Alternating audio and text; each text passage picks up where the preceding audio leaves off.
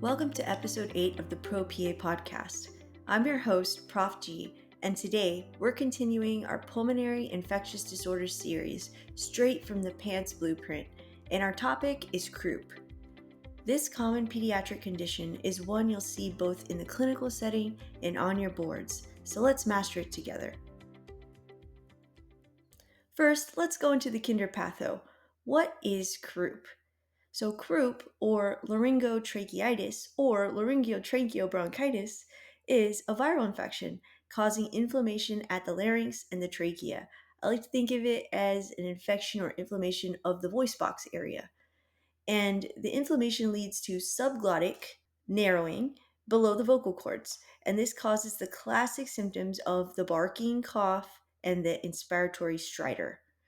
The culprit is a virus. The most common cause of croup is the parainfluenza virus type 1. So I like to think in my head of the word para, like is in parainfluenza virus, and crooper, like a paratrooper, but a paracrouper. A paracrouper helps me remember that parainfluenza virus causes croup. Other viral causes can precipitate croup as well. Those include RSV, adenovirus, influenza, but by far the most common type is the parainfluenza virus. So if paracroup doesn't work for you, there's another mnemonic out there that goes think croup, CROUP.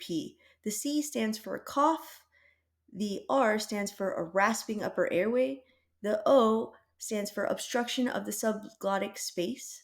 The U stands for URI virus because this is a type of viruses that cause this. And the P stands for parainfluenza. Okay, so who does this typically affect? Croup typically affects children ages 6 months to 3 years old. These are the ones that we see it in most often. And it occurs most often in the fall and early winter months, like most viral infections that we see. The risk factors for this include recent upper respiratory infections or URIs, and also the fall season parainfluenza season. How do they present? How do these paracroupers present? Well, the classic symptoms are a barking cough. And a lot of folks say that it sounds like a seal. I don't really want to mimic that here. Maybe I can find an audio clip of it. But when I'm working a shift in the emergency room and I hear a kiddo with this barking cough coming down the hallway, I know right away it is croup. It is very pathognomonic when you hear it.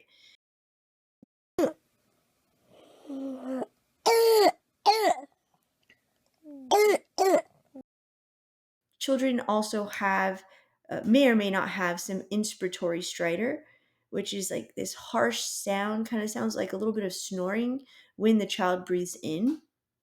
Because it affects the voice box and the larynx area, the patient usually also has some hoarseness to their voice.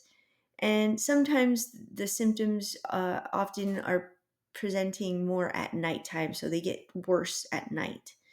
The progression of the illness, it usually starts as a typical little URI, runny nose, low-grade fever, and it progresses to that barking cough and can progress to having even some stridor.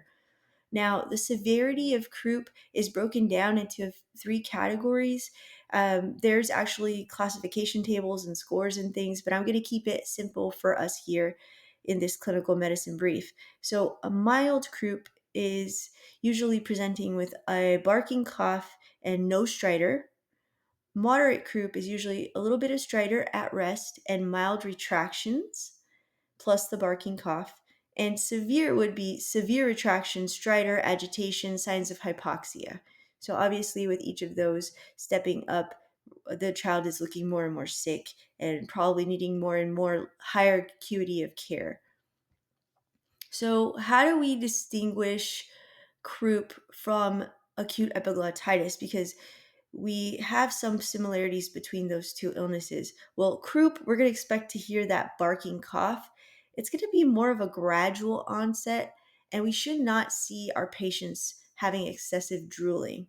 Whereas acute epiglottitis, the patients have those 3Ds, the drooling, the more distress, and they also have usually more severe dyspnea. They're in that tripoding position, and the progression of the illness is more rapid. So it goes from nothing to severe symptoms much more quickly with epiglottitis. So, how do we work it up? It is like most these diagnoses that we've seen, it is a clinical diagnosis. So, croup, like I said, you can hear it walking down the hall. As soon as you walk in the room, you hear the patient cough, you hear that barking, you can almost bet that it's croup. And it's typically diagnosed based on history and physical exam. Now, we can do a neck x ray where we look at the lateral view of the neck, and this can show a pathognomonic sign, a steeple sign, which is a narrowing of the subglottic airway. For those of y'all that don't know what a steeple looks like, Google it. It's basically the little uh, pointed area of a church or a cathedral. And so the lateral neck x ray shows that narrowing, and it looks like a steeple. So, a pearl for this is, though, that the x ray is not required in most cases, but it can confirm the diagnosis if you have kind of an equivocal case or you're not quite sure. And I know in the standardized test world, they love to ask about the steeple sign and the lateral neck x ray. How do we manage croup? Well, usually the management steps up based on the severity of the symptoms. So, for mild croup, the first line treatment is going to be dexamethasone, which is a steroid, and we give a single dose, and we give it PO. And this treatment of choice, it reduces inflammation, and it's the one treatment. If I was going to pick one treatment for croup, it's going to be dexamethasone. The other treatments we can do for mild croup are going to be supportive care like cool mist humidifiers, hydration, and reassuring the mom, explaining what the illness is, and just making them feel more comfortable with the symptoms that are going on. For moderate to severe croup, again, dexamethasone is going to be number one medication. We can give it oral. Sometimes if the patient is not cooperative or if they're not holding down PO because of their coughing, we can give it IM. And at this point, if we are having that stridor and some retractions, we are going to give the nebulized racemic epinephrine. This is going to help reduce that airway obstruction more rapidly because the steroid takes anywhere from about 6 hours or more to really kick in. And so the racemic epinephrine can really help them early on.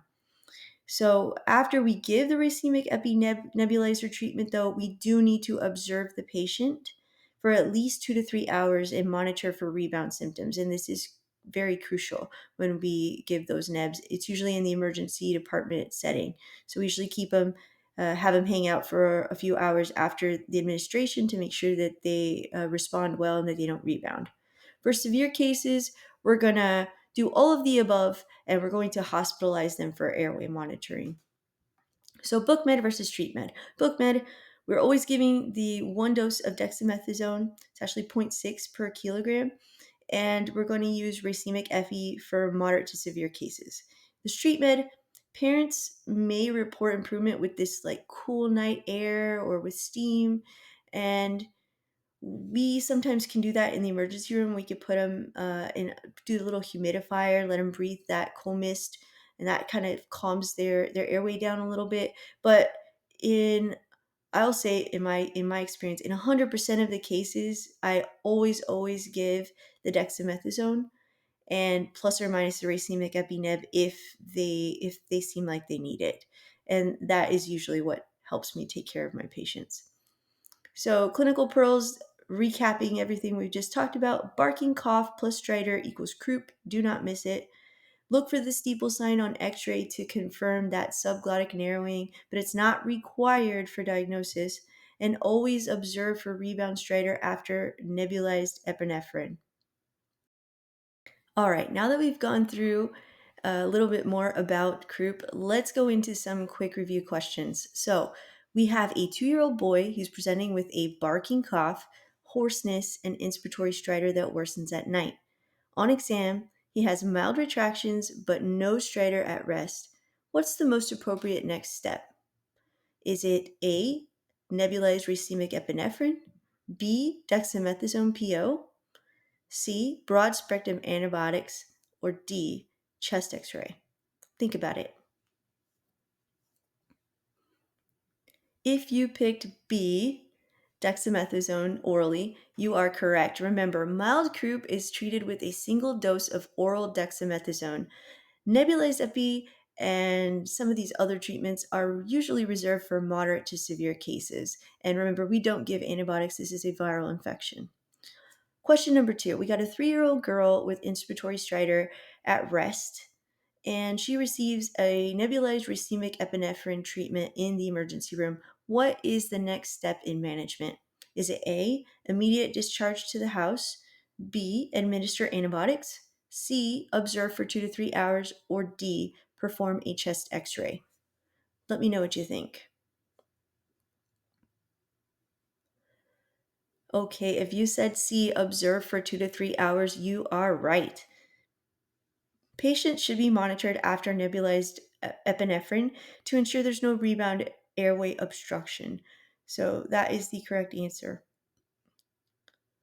Okay, so I want to thank you for joining me on today's clinical medicine brief on croup. Remember, barking cough, stridor, those are your clues. Treat mild cases with dexamethasone and escalate to nebulized racemic epinephrine for moderate to severe cases. And don't forget to watch for rebound obstruction. For more high-yield pulmonary topics, check out my pulmonary module on YouTube on my channel, Professor G PAC.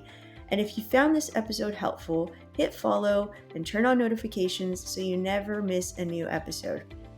And as always, this is the Pro PA Podcast, where future pros in medicine are made. Catch you in the next episode.